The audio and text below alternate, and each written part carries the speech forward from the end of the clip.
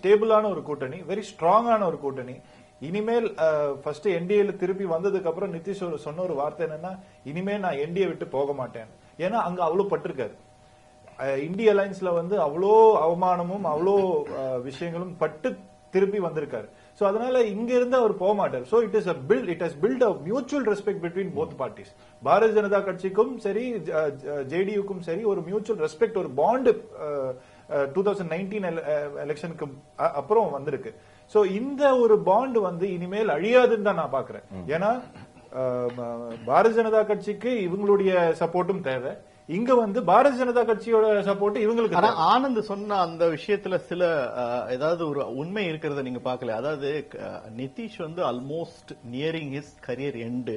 ஏன்னா ஒரு age wise பாத்தீங்கன்னா ரொம்ப ஏஜ் ஆயிடுச்சு.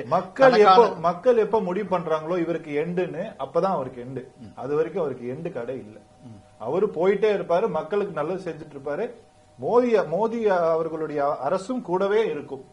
அப்போ இந்த ரெண்டும் காம்பினேஷன் இருக்கும்போது மக்கள் தான் முடிவு பண்ணணும் எப்போ எண்டு.